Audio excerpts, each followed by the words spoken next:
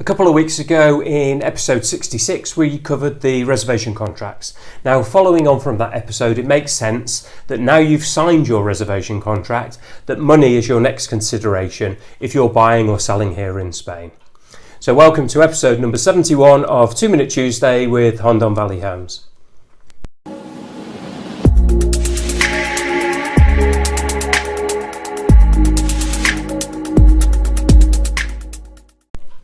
Now, if you're a buyer or a seller of properties here in the Hondon Valley, the first financial transaction of any sale runs hand in hand with the reservation contract, and there should be a link on the screen somewhere at the moment so that you can check out that video. Now, unlike many countries where a contract or a handshake or simply a gentleman's agreement should be enough to secure a property, here in Spain maybe not.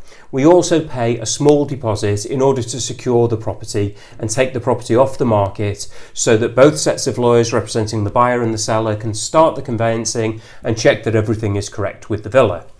Now, I can hear you asking, how much is this deposit? Now, the normal deposit depends on the value of the property, but it's generally between 3,000 and 5,000 euros. Now, one very important thing to remember from the buyer's perspective is that a reservation deposit should only ever be paid to your lawyer. You never pay this money to the agent, you never pay it to the vendor. Again, I can hear you asking why. Well, imagine if the vendor changed their mind about the sale, or if your lawyer found a problem with the paperwork, you would need to get this money back. And trust me, it's a lot simpler to get the money back from your lawyer than it is from the vendors. However, buyers, you should also remember that the deposit is non-refundable unless there is a problem with the property and your lawyer advises you not to continue the purchase. Once the deposit is paid, it is paid. If the buyer changes his or her mind, the deposit is still given to the vendor as compensation for taking the property off the market. Now, sellers must also realise that by accepting the deposit, they're entering into a legal contract.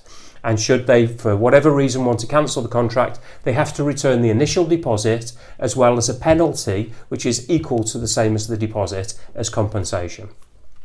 The same situation applies for secondary deposits. Whatever is paid is non-refundable, and whatever is received by the vendor should be returned and a penalty of an equal amount paid. Now, although this may sound harsh, it eliminates potential purchasers making offers to purchase a property when they're not in a position to do so, or vendors changing their minds without consequences. It's a simple system, it works 100%, and both parties know their obligations. This is all for this week. If you'd like any more information on this topic or anything else that we've covered on 2 Minute Tuesday, please feel free to drop me a line. My details should be on the screen. Once again, thank you for your time, and we'll look forward to seeing you for the next episode of 2 Minute Tuesday with myself, Stephen, at Hondon Valley Homes.